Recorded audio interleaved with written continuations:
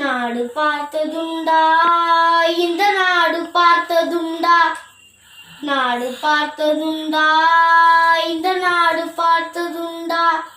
தன் வீடு பார்க்காமல் வாழ்வு பார்க்காமல் இந்த நாடு முன்னேற நாளும் உழைத்தவனை நாடு பார்த்ததுண்டா, இந்த நாடு பார்த்ததுண்டா, நாடு பார்த்ததுண்டா, இந்த நாடு பார்த்ததுண்டா. அன்று காமராஜர் இருந்தபோது தெருதோறும் துவக்கப்பள்ளி, ஊர்தோறும் உயர்நிலைப் பள்ளி, அனைத்தும் அரசு பள்ளி, இதுதான்டா கல்வி. அதே காமராஜர் இன்று இருந்தால் தெருதோறும் துவக்கப்பள்ளி, ஊர்தோறும் உயர்நிலைப் பள்ளி, பெரும்பாலும் அனைத்தும் தனியார் பள்ளி. விளங்குமாடா கல்வி? பச்சை தமிழன், கருப்பு காந்தி, படிக்காத மேதை, செயல் வீரர், பெருந்தலைவர், கர்ம வீரர், கிங் மேக்கர், கல்வி தந்தை என பல பெயர்களுக்கு சொந்தக்காரர் ஐயா காமராஜரை பற்றி பேச வந்துள்ளேன். நடுவர் உட்பட அனைவருக்கும் என் இனிய காலை வணக்கம். 1903ஆம் ஆண்டு ஜூலை மாதம் 15ஆம் நாள் ஓர் சூரியன் உதயமானது. அன்றிலிருந்து 1975ஆம் ஆண்டு அக்டோபர் மாதம் 2ஆம் நாள் வரை அச்சூரியன் அனைவருக்கும் அணையா விளக்காய் பட்டொளி வீசி பயன்பட்டது. ஐயா காமராஜரை பற்றி சொல்லும் போது நேர்மையானவர், ஒழுக்கமுடையவர், எளிமையானவர், மனிதநேயம் கொண்டவர், நாட்டுப்பற்றாளர், சுதந்திர போராட்ட தியாகி, சிறந்த அரசியல் தலைவர், ஒப்பற்ற மாமனிதர், மொத்தத்தில் இவர் ஒரு மனித கடவுள்.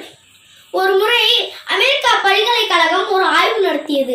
அதாவது உலகில் 100 தலை சிறந்த நேர்மையான தலைவர்களை பட்டியலிட்டது.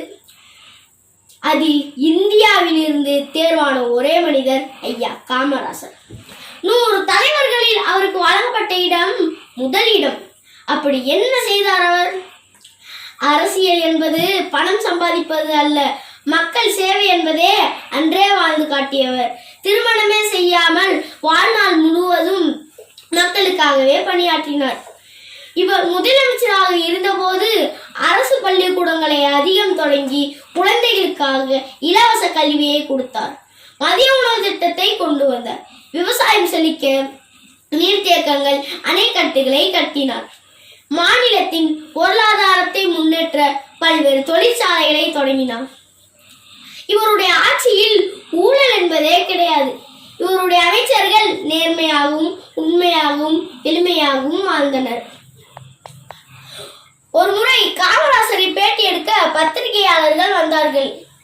அவர்களிடம் காமராஜர், ஏன் என்னையை மட்டும் பேட்டி எடுக்க எப்பொழுதும் வருகிறீர்கள்? என்னை விட நல்லவன், நேர்மையானவன், உண்மையானவன் ஒருவன் இருக்கின்றான். அவன்தான் கக்கன். அவனை போய் முதலில் சந்தியுங்கள் என்றார் காமராஜர். அந்த அளவிற்கு அரசியல் என்றால் என்ன, அரசியல்வாதி எப்படி இருக்க வேண்டும் என்று காமராஜர் மற்றும் அவருடைய அமைச்சர்கள் இந்த உலகத்திற்கே எடுத்து காட்டினார்கள்.